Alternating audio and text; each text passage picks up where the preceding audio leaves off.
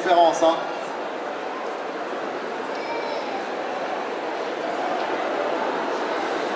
Donc oui, moi j'aime bien quand je fais des conférences, je me sens mieux quand je suis debout. Donc c'est vrai que là je voyais tous les intervenants depuis tout à l'heure qui étaient assis, qui étaient là, dans le fauteuil, à discuter entre eux. Moi j'ai un peu de mal avec ça. Je préfère être debout, c'est un petit peu ma nature. Bien. Donc, l'innovation. Alors l'innovation, c'est, comme son nom l'indique, c'est créer de la nouveauté technologique. Ça c'est une innovation par exemple. C'est une innovation, ça n'est plus pour nous aujourd'hui. Mais il y a 20 ans, quand c'est sorti ce genre d'écran, c'était une innovation. Ça, c'est une innovation à un certain moment donné. Je ne connais pas par cœur toute l'histoire de la technologie, mais je dirais que quand ça a été créé, je ne sais pas, il y a 60, 70 ans, 80 ans, c'était une véritable innovation, le micro. Après, il y a eu le micro sans fil. Les innovations, c'est donc l'avancée de la technologie qui permet de changer nos vies. Bon. C'est ce qu'on appelle aussi le progrès technique. Alors, est-ce un bien ou un mal pour l'économie ? C'est une grande question que beaucoup de gens se posent aujourd'hui et qui est plus qu'une question qui se pose, c'est une question qui est à l'origine d'une grande réflexion sur la société de demain. Parce qu'on dit que l'innovation va détruire des emplois, l'intelligence artificielle en particulier va détruire des emplois, donc on va en parler. Mais tout d'abord, je voudrais revenir à une théorie qui a été élaborée par un grand économiste qui s'appelait Schumpeter, certains d'entre vous connaissent peut-être, Schumpeter qui disait que l'innovation, ça engendre une destruction créatrice. Destruction parce que quand il y a une innovation, forcément ça détruit quelque chose, ça détruit des emplois bien souvent. On remplace les hommes par des machines, hein, c'est bien connu, dans l'agriculture, dans l'industrie et même aujourd'hui dans les services, on remplace les hommes par des machines, donc il y a une destruction de quelque chose, mais cette destruction est créatrice, parce que ça crée aussi de nouveaux emplois. Citons par exemple, par rapport aux réseaux sociaux, puisque ça me vient en tête, tous les postes de community management qui n'existaient pas encore il y a une dizaine, il y a une quinzaine d'années. Donc on détruit des emplois, mais on en crée d'autres. Donc il y a une notion de destruction créatrice. On pourrait dire que à court terme, l'innovation a donc un effet négatif sur l'économie, mais qu'à long terme, vu qu'il y a une création d'emplois et pour améliorer le confort de vie des usagers, ça va dans le bon sens. Sauf qu'il faut peut-être se poser un petit peu la question du rapport destruction sur création. Est-ce que l'innovation crée plus d'emplois qu'elle n'en détruit, ou est-ce qu'elle détruit plus d'emplois qu'elle en crée? Eh bien, je vais vous dire une chose. En France, lorsque vous allez à un péage d'autoroute, je vous défie de trouver aujourd'hui un seul péage où il y a quelqu'un qui vous tend un ticket et vous allez pouvoir payer. C'est que des guichets automatiques. Il n'y en a plus un seul. Depuis 2014, je crois, ou 2013, il n'y en a plus un seul. Pourtant, dès que vous traversez la frontière espagnole, soit du côté basque ou soit du côté catalan, ben vous avez des guichetières qui vous disent « Hola », puis vous donnez votre ticket, et puis vous avez des guichetiers ou des guichetières à tous les péages, dans toute l'Espagne par exemple. Pourquoi d'après vous? Pourquoi est-ce qu'en France on a automatisé les péages et pas en Espagne? Eh bien tout simplement parce que le travail coûte 70% plus cher en France qu'en Espagne. Donc, pour répondre déjà un petit peu à cette question, est-ce que l'innovation, un bien ou un mal pour l'économie, est-ce que la destruction va l'emporter sur la création ou est-ce que la création va l'emporter sur la destruction? Ça dépend du coût du travail. Dans un pays où le travail est très cher, comme en France, où il est très coûteux, énormément de charges sociales, bah, c'est plutôt la destruction qui va l'emporter. Parce que les entreprises qui veulent faire du profit, qui veulent continuer d'exister, hein, de ne pas déposer le bilan, de ne pas faire faillite, eh bien, elles vont préférer peut-être investir dans des machines parfois, si ces machines sont plus rentables sur le long terme que d'employer de la main-d'œuvre. Et c'est ce qui se passe dans l'exemple des péages, par exemple. Je peux citer aussi la RATP qui automatise les lignes de plus en plus, les lignes de métro, ceux qui prennent la ligne 1, la ligne 14 et puis d'autres, et puis à terme ce sera les lignes de RER qui vont être automatisées. Mais ça c'est un petit peu le sens d'évolution normale, on va dire, de l'histoire. Donc cette histoire de coût du travail est quand même un premier élément qui est très important. Plus le coût du travail est élevé, et c'est le cas en France, il est particulièrement élevé à cause des charges sociales en particulier, et plus le rapport sera du côté de la destruction plus que du côté de la création. Donc l'innovation aura un impact plus négatif sur l'économie dans les pays où le coût du travail est élevé, mais ce n'est qu'un premier élément de réponse, bien sûr. Ensuite, ce qu'on peut dire, c'est que l'innovation a une tendance à faire augmenter la productivité. Alors la productivité, c'est quoi? C'est ce qu'on produit en un laps de temps donné. Hein? Sur un laps de temps donné, 1 heure de travail, 2 heures de travail, une journée, ce que vous voulez, combien on produit. Plus il y a de l'innovation, plus on va produire. C'est normal. Vous prenez un salarié, vous lui mettez un ordinateur d'il y a 30 ans, ou un ordinateur de maintenant, il fera en 1 heure beaucoup plus de choses avec l'ordinateur de maintenant qu'avec l'ordinateur d'il y a 30 ans. Ça, c'est ce que les économistes appellent bien pompeusement la productivité globale des facteurs. Vous voyez, ils ont toujours des mots très compliqués pour que vous vous y perdiez. Parce qu'ils ne veulent pas que leur science soit accessible au public, ils ne veulent pas que le public comprenne leur science, mais c'est pareil partout, c'est pas que les économistes, hein, les sociologues c'est pareil, c'est partout pareil, et en particulier en France où on veut toujours mettre cet écran entre les tenants du savoir et puis le grand public. Bon, et c'est cet écran que j'essaye de casser précisément dans mon livre. Donc, plus on va avoir une machine moderne et perfectionnée, mieux les gens vont produire. Donc l'innovation permet d'améliorer la productivité. Et quand on produit plus, on produit mieux, ben, qu'est-ce qui se passe? Il se passe qu'on n'a plus besoin de travailler autant. Donc ça libère du temps libre.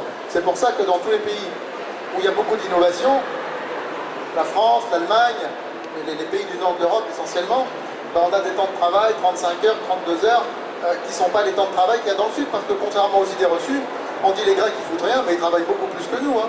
Ils font 45 heures par semaine, mais ils sont beaucoup moins productifs, à cause de la chaleur aussi. Et ça, c'est un autre problème. Bon.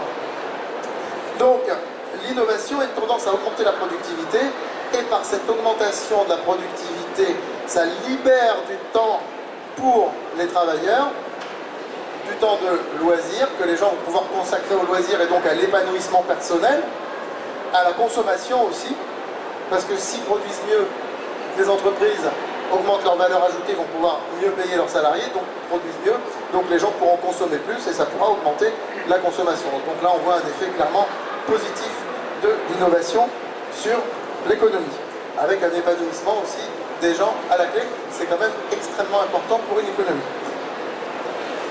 Seulement tout ça, tout ce que je dis depuis tout à l'heure, avec le paradigme de Schumpeter, destruction créatrice, etc., il faut bien voir qu'on parle du passé, parce qu'on se basait sur l'idée qu'il y a en gros une vague d'innovation qui arrive tous les 25 ans dans l'économie. Hein, c'est ce que Schumpeter appelait les grappes d'innovation, c'est-à-dire des innovations qui arrivent en même temps dans plusieurs secteurs différents. Par exemple, quand Internet a commencé à exister, prenons le moteur de recherche. Le moteur de recherche, le premier qui a été popularisé, ça a été Yahoo, mais derrière, il y a Google qui a été créé, qui a fait de l'ombre à Yahoo, du coup, qui a éclipsé Yahoo. Google a donné l'idée à d'autres de faire des moteurs de recherche, non plus pour chercher des mots, mais pour chercher des personnes, et ça a donné lieu aux réseaux sociaux, etc. etc. Donc, les innovations entraînent une autre innovation, c'est les grappes d'innovation. Et ça arrive tous les 25 ans. Hein. Donc, Internet, c'était il y a 25 ans, avant, c'était... donc, il y a eu la révolution, c'est les petites révolutions industrielles, donc l'électroménager, etc., etc. Seulement, aujourd'hui, on a l'impression qu'on rentre dans un paradigme d'innovation continue avec l'intelligence artificielle, puisqu'aujourd'hui, on est capable de faire des machines qui peuvent elles-mêmes être innovantes et qui peuvent elles-mêmes créer de l'innovation. Donc, je dirais qu'on est actuellement en train de vivre une rupture entre une période, comme on a toujours connu, depuis le début de la révolution industrielle, une période où il y avait une innovation discontinue, en gros tous les 25-30 ans, plusieurs innovations d'un coup qui se répandent dans l'économie, et maintenant une innovation qui va être continue avec l'intelligence artificielle, puisque l'innovation va elle-même se prendre en charge en définitive, petit à petit, hein, puisque les machines vont pouvoir être intelligentes désormais. On va vers des ordinateurs, des systèmes qui sont eux-mêmes intelligents. Et on peut se poser la question de dire, qu'est-ce qui va se passer demain? C'est l'un des grands débats d'aujourd'hui. Alors le problème, c'est que cette intelligence artificielle, qui petit à petit va remplacer de plus en plus donc, de travailleurs, risque à terme de détruire vraiment des emplois et d'exclure, dans les pays développés du moins, dans un premier temps, toute une partie de la population non qualifiée du marché du travail. C'est pour ça qu'aujourd'hui, il y a des défis importants qui se posent, parce que si tous ces gens sont exclus finissent par être exclus complètement du marché du travail, qu'est-ce qui va se passer à l'avenir? Il faut bien qu'ils survivent, ces gens-là. D'où le problème qui a été posé, mais qui a été très très mal posé pendant la campagne présidentielle, du revenu universel. Mais c'est un problème que tous les pays développés vont se poser, je pense, d'ici une dizaine ou une quinzaine d'années. D'ailleurs, il y a un philosophe, économiste, sociologue, historien, tout ce que vous voulez, bref, un penseur connu internationalement aujourd'hui qui s'appelle Hariri, Noah Hariri, un Israélien, qui a fait part, qui a mis en évidence l'émergence d'une useless class, c'est-à-dire de gens qui vont être useless, qui vont être inefficients. Hein. Ça me fait penser à un film des années 90 qui s'appelait Chute libre, où on parlait des gens qui ne sont pas économiquement viables. On va arriver vers ça, des gens qui ne seront pas économiquement viables, qui seront useless. Qu'est-ce qu'on va faire? On ne va pas les tuer, ces gens-là. Donc il faudra à un moment donné que, d'une manière ou d'une autre, la société donc les prenne en charge, forcément. Mais à terme, il y en aura de moins en moins, puisqu'à terme, les gens vont se reformer à ce processus. L'être humain réagit aussi, hein, à son environnement. Hein. L'être humain a toujours su s'adapter à son environnement. Donc à long terme, je pense que les formations seront adaptées à cette évolution où il y aura de l'intelligence artificielle, donc un petit peu partout. Mais c'est un problème qui risque de se poser et on risque d'avoir un chômage de masse, un chômage involontaire, un chômage de masse qui sera plus à 4, 5, 6% comme taux de chômage incompressible, mais peut-être à 8, 10%. Donc moi je ne m'attends pas forcément à ce que le chômage retombe dans les années qui viennent, même avec les meilleures politiques économiques qui soient, à 4, 5%. Ça me semble aujourd'hui impossible compte tenu des évolutions qui sont en train de se mettre en place. Voilà.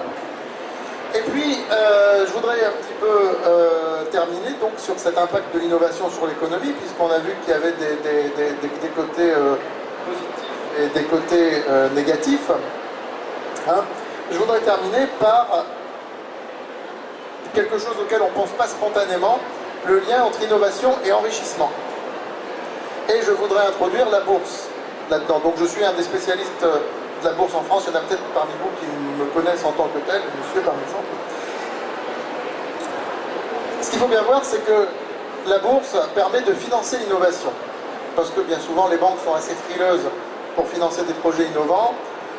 Les investisseurs sur les marchés sont beaucoup moins frileux, en général.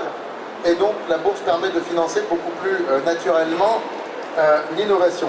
Regardez par exemple Lucibel, entreprise Lucibel, qui est cotée en bourse, petite PME hein, de Rouen-Malmaison, très innovante, qui est cotée en bourse. Donc la bourse permet à M. Granotier de pouvoir financer de manière permanente son innovation, beaucoup plus qu'en faisant appel à des crédits bancaires. Donc la bourse permet de financer l'innovation, et grâce à ça, il y a des gens qui s'enrichissent. Alors pas à chaque fois, mais il faut bien voir que par exemple Amazon, qui croyait à Amazon il y a 20 ans, le titre a été multiplié par 400, par 500 en l'espace de 20 ans. C'est-à-dire que quelqu'un qui aurait mis 1000 euros dessus aurait 400 000 ou 500 000 euros aujourd'hui s'il n'avait pas vendu ses titres, bien entendu. Donc l'innovation peut avoir, après c'est microscopique ce que je dis, mais l'innovation a un impact, donc via le mécanisme boursier, d'enrichissement des populations. Et l'innovation, encore une fois, la bourse est vraiment un des moyens de financer l'innovation. Ça c'est très important donc de le dire. Parce que le grand public a toujours tendance, et ça aussi ça fait partie du discours, et c'est très franco-français, à ne voir la bourse que comme quelque chose de négatif, soit on voit au mieux comme un casino, où on joue de l'argent en bourse, soit on le voit plutôt comme quelque chose de négatif, de capitaliste, pour enrichir une certaine partie. Non, moi j'ai des gens qui me suivent sur mes activités boursières savent qu'il y a des petits porteurs, des gens qui ont des salaires tout à fait normaux, dans la norme, dans la moyenne, et qui investissent en bourse et qui arrivent à financer leur retraite, même s'il y a un risque à court terme, mais sur le long terme, ce risque est lissé. Donc, et surtout quand on investit dans plusieurs domaines. Voilà, donc l'innovation permet cet enrichissement collectif, peut permettre cet enrichissement collectif aux États-Unis, ils le savent donc bien plus que nous. Voilà, donc si je devais un petit peu résumer mon propos, enfin, on est limité en temps, puis il y a deux autres personnes à qui j'ai voulu donner la parole, mais si je devais un petit peu limiter mon propos dans le temps, donc l'innovation, donc pour conclure, il y a un côté destructeur, un côté créateur. Le curseur, est-ce que ça détruit plus que ça crée, ou est-ce que ça crée plus que ça détruit? Ça dépend du coût du travail. Plus le coût du travail est cher, plus ça va détruire, forcément, parce que les entreprises doivent survivre, et donc elles vont pas embaucher des gens, elles vont prendre des machines. Pensez au péage en Espagne, quand vous passez la frontière et qu'on vous dit bonjour. L'innovation permet d'augmenter la productivité et donc de libérer du temps libre et donc du temps de loisir et donc de la consommation de masse et un bien-être supplémentaire pour la population. L'innovation permet de s'enrichir, en particulier via le mécanisme boursier, la bourse qui permet aussi de financer l'entreprise pour l'innovation.